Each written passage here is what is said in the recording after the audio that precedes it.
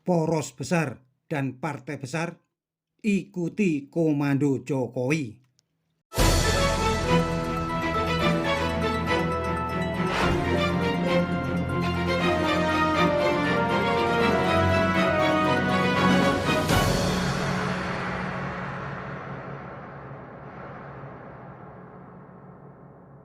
Poros besar yang dibentuk Jokowi terdiri dari gabungan KIB, yaitu Golkar, PAN, dan P3, dan KKIR, Gerindra, dan PKB.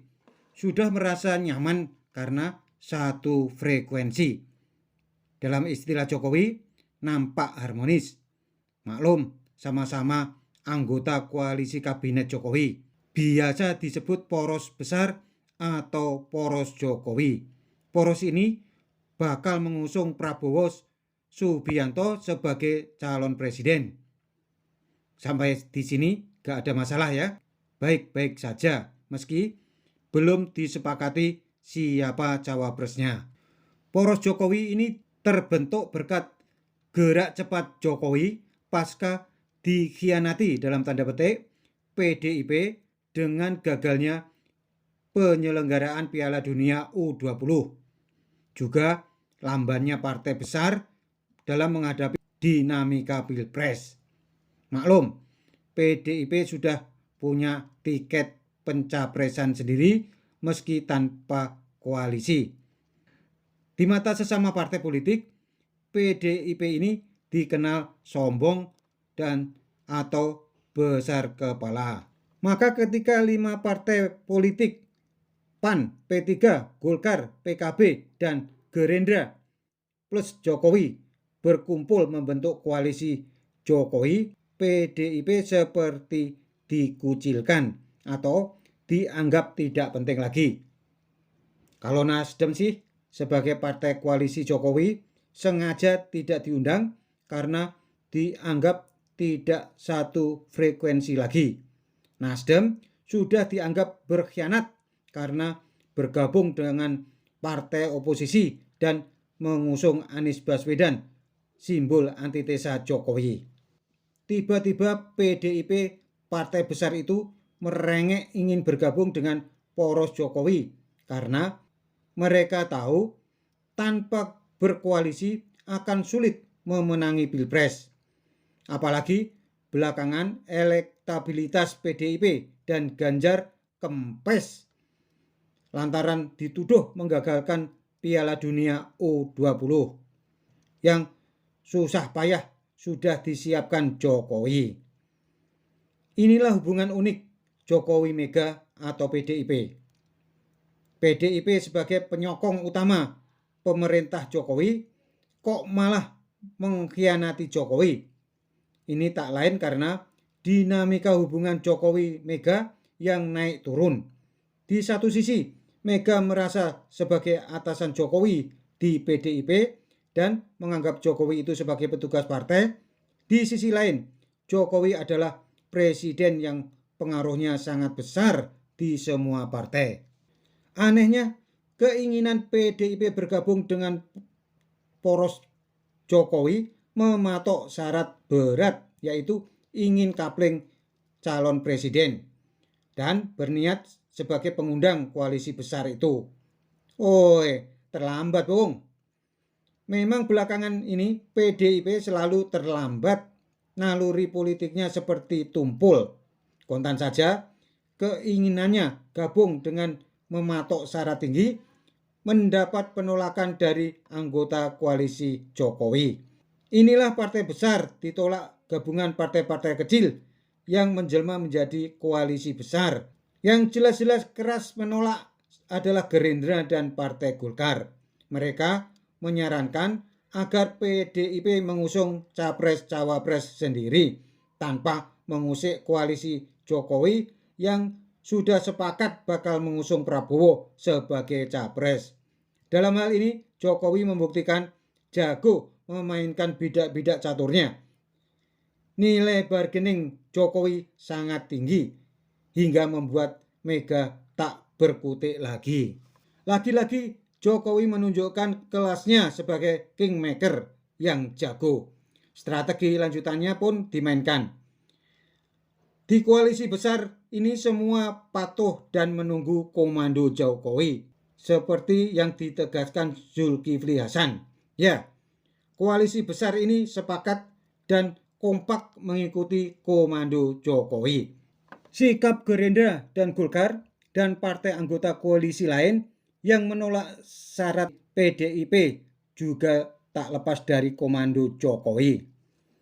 Meski permintaan itu datangnya dari partai tempat Jokowi bernaung, partainya Mega. Memang sejak geger Piala Dunia U20 yang gagal itu dan sulitnya meyakinkan Mega tentang pentingnya mengusung Ganjar, Jokowi memperlakukan PDIP seperti partai lainnya.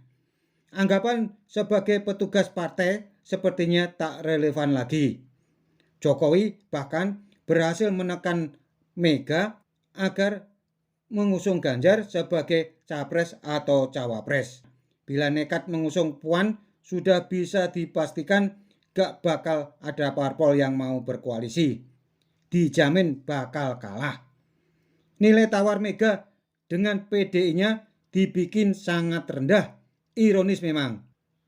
Partai terbesar tapi perannya berhasil dikerdilkan. Tapi apabila yang diusung PDIP adalah Ganjar, masih mending, masih laku meski sudah digembosi partainya sendiri, buntut rivalitas di internal partai.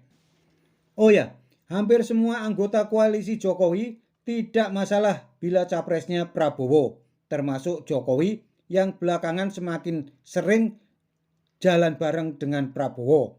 Prabowo telah menjadi sahabat kesayangan Jokowi. Bahkan Prabowo mengaku Jokowi adalah gurunya. Yang menarik adalah Budi Gunawan yang menyebut aura Jokowi sebagian sudah ke Prabowo. Kita tahu Budi Gunawan adalah orang dekatnya Megawati, sang ketum PDIP. Akankah Budi Gunawan bisa mencairkan hubungan Jokowi Mega sama saat ia mencairkan hubungan Jokowi Prabowo pasca Pilpres? Budi Gunawanlah yang berperan aktif hingga Prabowo mau bergabung dengan kabinet Jokowi. Kembali pada syarat PDIP gabung dengan koalisi Jokowi, sepertinya peran Budi Gunawan bisa dimainkan. Belakangan, elit PDIP sudah mulai melunak bahwa tidak harus capres yang bakal diminta PDIP, tetapi cawapres pun oke. Bahkan Intel Langit yakin Megawati pada akhirnya akan setuju bila Ganjar ditaruh di posisi cawapresnya Prabowo. Bagi Jokowi, pasangan Prabowo, Ganjar atau sebaliknya tidak masalah. Toh selama ini keduanya di-endorse Jokowi. Bagi parpol koalisi Jokowi, pasangan Prabowo Ganjar lebih bisa diterima ketimbang Ganjar Prabowo yang menimbulkan resistensi. Mengapa jauh-jauh hari Jokowi bakal menduetkan Prabowo dengan Ganjar? Ini pakai hitung-hitungan yang terukur. Ganjar diyakini bakal merawat pemilih keruk Jokowi yang sangat kuat di Jawa Tengah dan Jawa Timur, juga Indonesia Timur. Tidak akan bisa menjadi presiden bila kalah di Jawa Tengah dan Jawa Timur. Itu ukurannya. Sementara Prabowo diharapkan bisa mengamankan suaranya di Jabar, Sumatera, dan lumbung-lumbung lainnya saat dua pilpres sebelumnya. Meskipun kini akan diperebutkan dengan Anies Baswedan. Prabowo dan Anies berebut di ceruk suara yang sama. Gabungan Prabowo Ganjar akan menjadi kekuatan dahsyat memenangi pilpres. Itulah sebabnya sebaiknya pasangan ini diupayakan terwujud. Mengapa? Karena untuk jaga-jaga bila yang dihadapi adalah Anies Baswedan. Kenapa Anies begitu ditakuti? Seberapa kuat Anies ini? Bukan seberapa kuat, tapi seberapa berbahaya yang menjadi pertimbangan. Koalisi Perubahan dan Anies sebenarnya tidak kuat, malah lemah. Yang dikhawatirkan Anies ini berbahaya. Ya, berbahaya bagi keutuhan NKRI. Karena Anies didukung kaum radikalis seperti HTI, FPI, dan paham Wahabi yang biasa disebut kadrun, yang ingin merubah dasar negara dengan khilafah. Mereka anti NKRI, anti merah putih, intoleran, dan anti Pancasila. Ini yang dimaksud Anies itu berbahaya, bukan kuat. Anies dan pendukungnya ini senang menghalalkan dengan segala cara, termasuk politik identitas dan politik ayat dan mayat. Berbahaya bagi keutuhan Indonesia, bukan? Jadi bagaimana?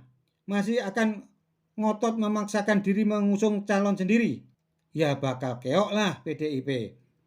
Lawang pemilih PDIP yang setia dan bakal memilih capresnya PDIP itu tak sampai 20%. Selebihnya adalah masa pemilih setia Jokowi. Bila PDIP ngotot mengusung kadernya sendiri, itu artinya melakukan blunder lagi. Suara poros Jokowi pun terancam terpecah. Ujung-ujungnya yang diuntungkan tentu Anies Baswedan.